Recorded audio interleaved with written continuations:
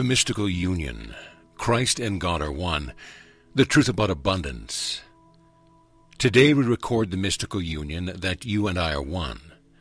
It will not take many words or much time, but, oh dear one, how important this is. For in this moment is the path of humanity made secure, the circle closed, invulnerable. In this moment the pattern is set that all who follow after you will know the inner resurrection, when the human self is lifted in recognition of the Christ within, and the Christ within connected with the God I am in everything. That on this day our separation ends, you have reached the holy union. That all we planned at last is true, that we are one, yet separated just enough to see and love each other. Oh, precious ones, you are truly home. Thus, when you recognize that the Christ within is the same I am in all that seems outside of you, the union comes about.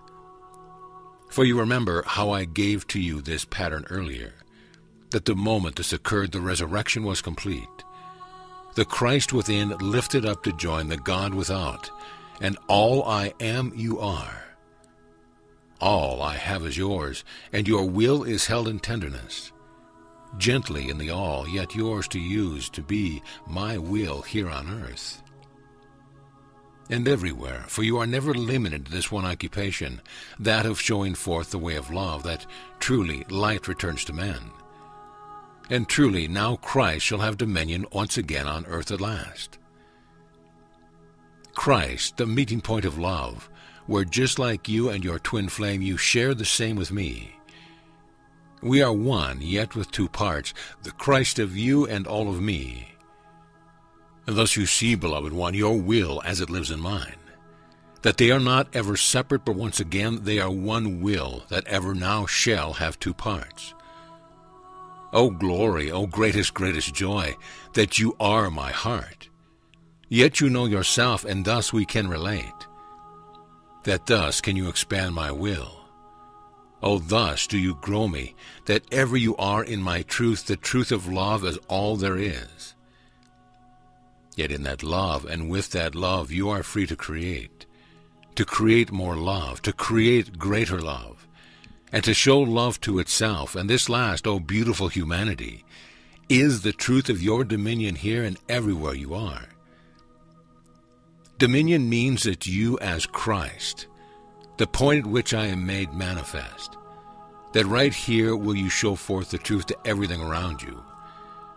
Dominion is not and never was to dominate, but to do for creation, to be for creation what you are for me. A way that love can see itself as joined and yet as separate. Separate enough that we can love one another. Oh, can you see it? Can you feel it? How the greatest, the all I am, the everything you are as well, had the need within, the great desire to give the love I am. And so I did create, and thus I ever do, that I may pour forth love upon every imaginable part, every imaginable thing that love can be. And just so did you come forth, my individuated heart, the power of my self-reflection, and you did the same in me. You poured forth life. You made a world of precious life in glorious forms so you could give them love. Thus fulfilling what your nature is, glorying in the truth of life. And dear ones, pay attention. Giving them individuation that they could know themselves as love and reflect it back to you. This is the truth of earth and all the amazing forms of life as the original creation. It was all for you to love, every single bit of it. And pay attention again, it was also made to understand itself as you and reflect it back, just exactly as we chose to do. You as Christ, love manifest, and I. And reflecting to you, creation would then know itself by what it saw in your eyes, or the all-seeing eye of your heart. So the earth and every living thing, which is in all of it, of course, are within you just as you are in me, and yet also separate. Exactly as the twin flames are, and exactly as you are in me, my heart that knows itself. So you now can see what happened as you turned away. The life on earth is attuned to you completely.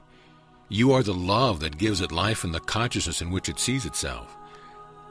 So as you sank and choose duality rather than only love, well, the earth became this too. At least you chose dark and the light, so you still see the beauty of your creation. It is still here, especially in nature. Yet you also see the other choice reflected back around you. So nature is no longer only love, but is now filled with killing, with survival of the fittest, and with myriad reflections of the choices you have made. So yes, those insects that you dislike, the roaches, ticks, mosquitoes, and those on every level that consume another, are the thought forms of humanity made manifest. They are belief in darkness and death as well as life and love, and earth reflects it perfectly. So I shall close with this. I said to you before that I am all abundance, that the lilies of the field do not toil, yet are ever cared for. Today I must amend this by explaining the truth above, for the lilies in the fields you see as duality, beloved, may found drought, poor soil, bad climate. They may be eaten by a cow or trampled by a tractor. These are not the lilies of my field. Mine as the Christ in you. Oh, never, never, precious ones, not ever in creation has there been, before this world, a place with death of any sort of lack of destruction. No, the lilies in the field of Christ, of which beloved Jesus spoke, were original creation. For those, dear ones, have only life, and life ever more abundant. So now you see the difference. Now you see what we shall see as you look out from our holy union, now alive within you. Not as this world sees will you see. You will see with the eyes of Christ. And then finally, you will understand abundance and what we mean when we now say, I am life. I am abundance.